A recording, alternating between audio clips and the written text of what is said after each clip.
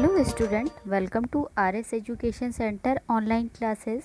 आज हम लोग क्लास 11 का चैप्टर नंबर 3 जिसका नाम है वनस्पति जगत अर्थात प्लांट किंगडम, तो इसके बारे में आज हम लोग को पढ़ना है। तो आज हम लोग जो पढ़ेंगे और आज का जो हमारा टॉपिक होगा वह होगा पादप जगत।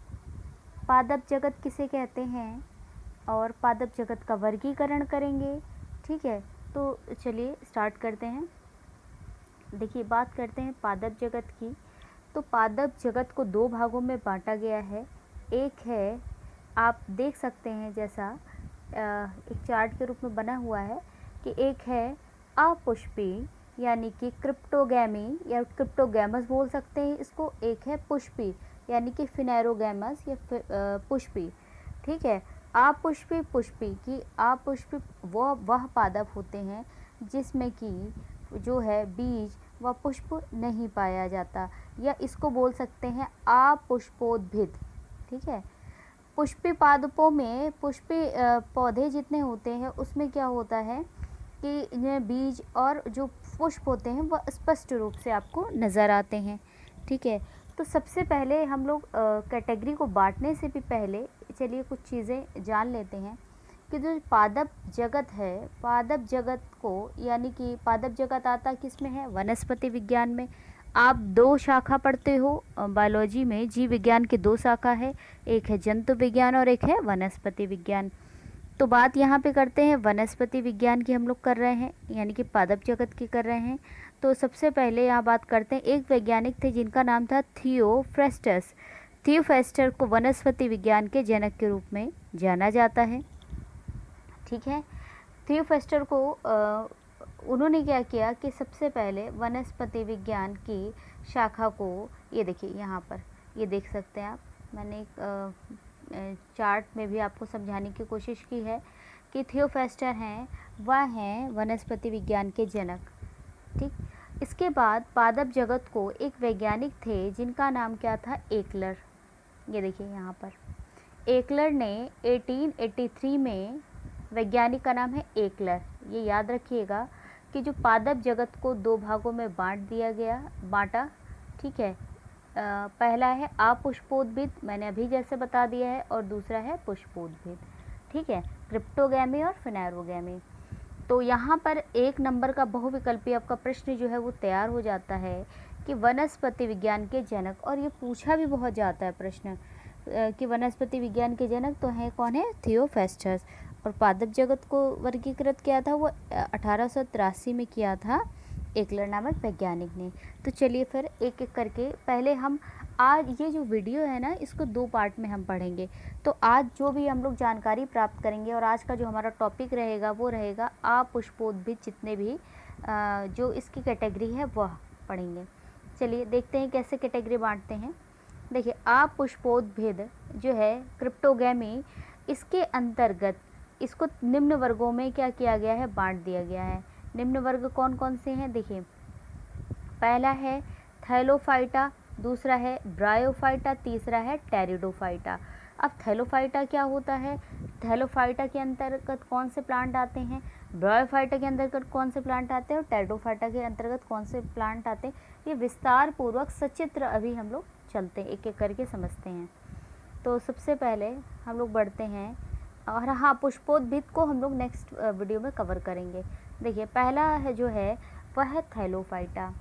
देखिए, थैलोफाइटा जो है वह सबसे बड़ा क्या है, समूह होता है, जो सबसे बड़ा क्या है, समूह है। इसमें आते कैसे पौधे हैं, इनमें जो है वो थैलस नुमा, थैलस का मतलब क्या हो गया, इंग्लिश में थैलस, हिंदी में सुकाए। इसका मतलब ये हो गया कि इनको जड़, तना और पत्ती में विभेदित नहीं किया जा सकता, यानी कि इनका जो शरीर होता है ना वो थैलस लाइक, मतलब कि थैलस का मतलब यहाँ हो गया जैसे घर में एक झोला होता है। ठीक है, झोला कैसा होता है, कुछ इस तरीके का होता है, ऐसे करके ना, मैं दिखा देती हूँ, कुछ इस तरीके का होगा। ठीक है, झोला कुछ इस तरीके का होगा। तो थैलस लाइक स्ट्रक्चर होता है कि मतलब इसमें कोई भी ना जड़, ना तना और ना ही पत्ती में बटा नहीं होता, एक सीधी संरचना ये आप कह सकते हैं कि दिखाई पड़ती है। ठीक है, इसके बाद ये निम्न श्रेणी के पौधे होते हैं, पहला ये आपको पता होना चाहिए कि निम्न श्रेणी के पौधे होते हैं। इनकी संरचना अत्यंत क्या होती है, सरल होती है। इनकी संरचना अत्यंत सरल होती है और इनके शारीरिक संरचना में विभेदीकरण नहीं पाया जाता। मैंने अभी बता दिया था कि बटा नहीं होता है इनका शरीर, ठीक है। पादपों का शरीर जड़ तना पत्ती में बटा नहीं होता है। इस प्रकार की संरचना वाले पादपों को क्या कहते हैं, थैलस कहते हैं। थैलस के कारण इनका नाम पड़ा क्या, थैलोफाइटा पड़ा, और इन्हें वर्ग थैलोफाइटा में रखा गया, ठीक है। इनमें क्या क्या नहीं पाया जाता है, देखिए इनमें संवहन ऊतक और भ्रूण अनुपस्थित होता है, ठीक है। तो इसके तहत कौन क्या क्या आता है, शैवाल आते हैं और कवक आते हैं, ठीक है। शैवाल है, कवक है, आते हैं। चलिए अभी एक एक करके शैवाल और कवक के बारे में भी समझेंगे। पहले एक इमेज देख लीजिए आप। थैलोफाइटा ये एक शैवाल है, स्पाइरोगायरा जिसका नाम है। ये इमेज स्पाइरोगायरा की है। देखिए ये आपको एक स्ट्रक्चर कैसा दिख रहा है, जैसे एक क्या होता है, थैला होता है, झोला होता है, थैला, थैलोफाइटा, ठीक है। कि इसमें ना कहीं आपको जड़ दिख रही है, ना तना दिख रहा है, ना क्या बोलते हैं, पत्ती वगैरह दिख रही है, ठीक है। इसलिए इनका इसलिए इनको बोला गया है क्या, थैलोफाइटा। इसकी कोशिका जो बाहर वाला पार्ट होता है ये इसकी कोशिका भित्ति कहलाती है। अंदर क्या होता है, देखो जो शैवाल होते हैं ना उनमें क्लोरोफिल पाया जाता है, मतलब कि वो प्रकाश संश्लेषण की क्रिया करते हैं, तो इसलिए वो अपना भोजन स्वयं बना लेते हैं, ठीक है। क्लोरोप्लास्ट पाया जाता है, इसमें केंद्रक पाया जाता है और अंदर भरा क्या होता है, जीव द्रव्य भरा होता है। ये एक शैवाल का स्ट्रक्चर है जो आपने देखा, ठीक है। तो आपको ये पता हो गया कि थैलोफाइटा के अंतर्गत शैवाल आ गए, कवक आ गए, ठीक है। देखिए ये जो शैवाल होता है ना, शैवाल होता क्या है ये भी आप अभी समझेंगे एक एक करके। देखिए जैसे आप कहीं भी जाते हो तालाब वगैरह में, एक काई जैसी संरचना दिखती है, जैसे इमेज में मैं आपको दिखा रही हूँ कि जैसे तालाब जा गए और वो पूरा काई काई सा भरा होता है, तो आपको ये क्या है, ये शैवाल ही है। आप घर पे कभी आप घर पे नॉर्मल भी देख सकते हो कि आंगन है, पानी वगैरह जहाँ पे आप पड़ता रहता है, या दीवारों में एक मखमली घास सी हो जाती है, बरसात के दिनों में तो नॉर्मल हो जाती है, तो क्या है, सारे नीले हरे शैवाल होते हैं। शैवाल बहुत तरीके के होते हैं, तो एक पूरा प्रॉपर वीडियो शैवाल पे भी बना दूंगी मैं, ठीक है। शैवाल क्या होते हैं, चलिए ये समझते हैं, ठीक है। शैवाल का मतलब ही हो गया क्या, काई। शैवाल को साधारण भाषा में क्या कहते हैं, काई कहते हैं।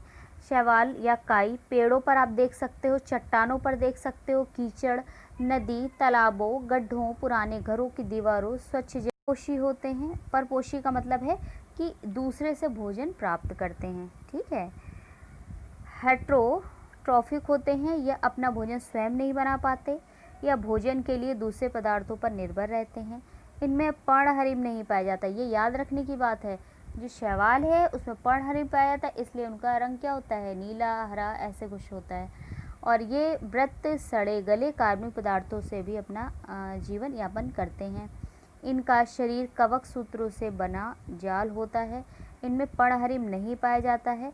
और घर में जो हम लोग इस्तेमाल करते, कभी आपने देखा होगा हम लोग कहते कि फफूंदी लग गई, ये अचार था, अचार ख़राब हो गया, उसमें फफूंदी लग गई, ठीक है। या आप देखते होंगे कि कई बार ऐसा होता है कि जो पराठा वगैरह होता है या रोटी होती है उसमें फफूंद लग जाती है, या ब्रेड है उस पर फफूंद लग जाती है। तो ये कुछ घर पे आप आराम से देख सकते हो, ये कुछ एग्जाम्पल हैं। उसको साधारण भाषा में फफूंदी कहते हैं, वही होता है कवक। चलिए अच्छा, कवक देखिए कुछ कवक हैं जैसे एस्परजिलस है, ठीक है। ये आप चित्र में भी देख सकते हो, इसीलिए मैंने ये चित्र यहाँ पर इमेज लगाई है कि आप एस्परजिलस है, ठीक है। कुछ देखने में इस तरीके का है चित्र। और इसके बाद पेंसिलियम है। पेंसिलियम का होता क्या है, देखिए कुछ इन सब का आर्थिक महत्व भी होता है। जैसे आपने इससे क्या होता है, औषधि बनाई जाती है, ठीक है। अच्छा कवक तो मैंने बता दिया था। कुछ देखिए इसके एग्जाम्पल हैं, जैसे कुछ कवक कौन कौन से होते हैं, जैसे म्यूकर है, ईस्ट है, मशरूम है, ठीक है। अच्छा आर्थिक महत्व क्या होता है ये समझते हैं। कवक का आर्थिक महत्व क्या होता है, भोजन के रूप में, इसके कुछ लाभ भी होते हैं तो कुछ हानियाँ भी होती हैं। भोजन के रूप में क्या है, अनेक कवकों में प्रचुर मात्रा में प्रोटीन और क्या पाए जाते हैं, विटामिन पाए जाते हैं। ठीक है, तो प्रोटीन पाई जाती है और विटामिन पाए जाते हैं, इसलिए इनको भोजन के रूप में भी खाया जाता है। जैसे मशरूम, आप मोस्टली मशरूम की सब्ज़ी बना के खाते हो, अथवा कुकुरमुत्ता बोलते हैं उसको। गुच्छी है, खमीर है। खमीर मतलब ईस्ट। ईस्ट क्या होता है ना, कि जैसे जो ब्रेड बनाने में यूज़ होती है, पाव बनाने में यूज़ होती है, उसको ईस्ट बोलते हैं। तो भोजन के रूप में इसका उपयोग किया जाता है। ब्रेड तो वैसे भी रोज़ खाते होंगे कुछ बच्चे। हाँ, औषधि के निर्माण में देखिए कवकों का यूज़ क्या होता है, इसमें बहुत तरीके के एंटीबायोटिक दवाएं बनाने के काम पे आता है। जैसे पेनिसिलिन है, तो ये क्या होता है कि आपने कभी देखा होगा आपकी आँखों में सूजन आ जाती है या लाल लाल हो जाती हैं, तो ये आप इसका उपयोग कर लेते हैं। एर्गोटिन है, इस सब कवक से बनाई जाती है। उद्योगों में कार्बनिक अम्ल जैसे ऑक्सैलिक अम्ल है, लैक्टिक अम्ल है, साइट्रिक अम्ल है, अल्कोहल है, विगर अथवा एंजाइम्स, विटामिन आदि रासायनिक पदार्थ बनाए जाते हैं। पौधों के लिए जिब्रेलिन हार्मोन जिब्रेला फ्यूजिकोराई नामक कवक से तैयार किया जाता है। ठीक है, ये सब तो इसके हो गए आर्थिक महत्व। अब हम बात करते हैं, देखिए हमारा क्या है ना कि ये जो थैलोफाइटा है, थैलोफाइटा में दो चीज़ें आ गई। एक हो गया आपका कवक और एक हो गया शैवाल। ठीक है, ये जो आपने अभी पढ़ा है मैं उसकी बात कर रही हूँ। अब हम नेक्स्ट क्या पढ़ेंगे, ब्रायोफाइटा पढ़ेंगे। ब्रायोफाइटा क्या होता है ये समझ लीजिए। देखिए ब्रायोफाइटा के अंतर्गत इस वर्ग के पौधे नम एवं छायादार स्थानों पर उगते हैं। इन्हें पादप वर्ग का उभयचर कहा जाता है। इसमें वास्तविक जड़ का अभाव होता है, किंतु इसके स्थान पर जड़ सदस्य संरचनाएं मिलती हैं। देखिए मेन जड़ आपको पूरी नहीं दिखाई पड़ेगी, लेकिन उसी की तरह कुछ संरचनाएं मिलती हैं जिन्हें मूलाभास राइजोइड्स कहते हैं। पादप, तना एवं पत्ती जैसी संरचनाओं में भिन्नता होता है। खाद्य पदार्थ एवं जल के संवहन के लिए विशिष्ट संवहन ऊतक नहीं पाए जाते हैं। जैसे मॉस है, मॉस को फ्यूनेरिया भी बोलते हैं, मार्केंशिया भी बोलते हैं, रिक्सिया भी बोलते हैं। कुछ एग्जाम्पल है ब्रायोफाइटा के, जैसे कि आप मार्केंशिया का पौधा देख सकते हैं। ठीक है, इसके अंतर्गत वे सभी पौधे आते हैं जिनमें संवहन ऊतक नहीं होते, जैसे मोसेस, वही आपको बताया मैंने, हॉर्नवर्ड, लिवरवर्ड। ठीक है, नेक्स्ट ब्रायोफाइटा के ये आपको प्लांट के इमेज में दिखा दे रही हूँ। तो किस तरीके से आपको ये मार्केंशिया है, फ्यूनेरिया है, रिक्सिया है। ठीक है, तो आप ये ब्रायोफाइटा के एग्जाम्पल। अच्छा, इसके बाद हम बात करते हैं कुछ क्या महत्व होता है इसका आर्थिक, कुछ इकोनॉमिक जो इम्पोर्टेंस होती है ऑफ ब्रायोफाइट्स क्या हो सकता है। देखो कुछ मॉस तालाबों जो तालाबों में उगती हैं, मृत्यु होने पर जल के नीचे गंदे हो जाती है और मृदा के निर्माण में सहायक होती है। ठीक है, सॉइल फॉर्मेशन करती है। ये चट्टानों पर उगकर दूसरे बड़े पौधों को उगाने के हेतु भूमि को क्या करती है, तैयार करती है। अच्छा, और क्या होता है इससे, कुछ ब्रायोफाइट्स शाकाहारी स्तनियों द्वारा खाने के काम में आती है। कुछ क्या होती है, कुछ ब्रायोफाइट्स का क्या वर्क होता है। ब्रायोफाइट्स घने रूप में उगने के कारण मिट्टी को बांधते हैं और इस प्रकार वर्षा के जल द्वारा भूमि के कटाव, सॉइल इरोजन को रोकते हैं। जैसा आपने चित्र में देखा कि घने, आपको घना दिख रहा है, तो ये सॉइल इरोजन को क्या करते हैं, रोकते हैं। अच्छा, इसके बाद हम लोग चलते हैं, नेक्स्ट पढ़ते हैं क्या है, टेरिडोफाइटा। अच्छा, टेरिडोफाइटा होता क्या है ये समझते हैं। टेरिडोफाइटा ये स्थलीय बीज रहित पादप है। ठीक है, इनके संवहन ऊतक अविकसित होते हैं। अच्छा, कुछ विकसित टेरिडोफाइटा समूहों के पादपों में जड़, तना, पत्ती में स्पष्ट अंतर होता है, जैसे साइलोटम, फर्न, सिल्वर आदि। चलिए और कुछ जानकारी प्राप्त कर लेते हैं टेरिडोफाइटा के विषय में। आप पहले इमेज देख लीजिए, इस तरीके का होता है। मार्सिलिया है, कुछ टेरिडोफाइटा है, फर्न है।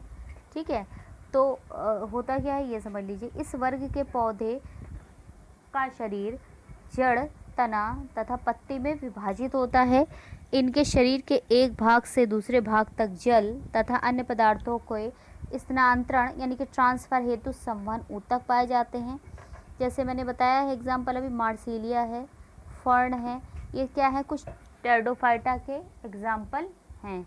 ठीक है, आप स्पष्ट तौर पे देख सकते हो कि इस वर्ग के पौधे का मैंने कहा ना शरीर जड़, तना और पत्ती में विभाजित रहता है। ये देखिए पत्ती है, ये जड़ है ना, नीचे की तरफ जड़ है तना है, तो ऊपर पत्ती पाई जा रही है, तो इसको फर्न है। देखिए फर्न भी देख सकते हो आप, तो स्पष्ट रूप से ये दिखाई पड़ेगी, इसमें वैस्कुलर बंडल पाया जाता है।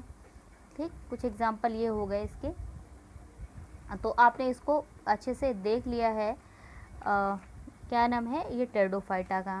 ठीक है, तो इसके बाद हम लोग जो है इसके लक्षण जो हैं वो आपको मैंने बता ही दिए हैं।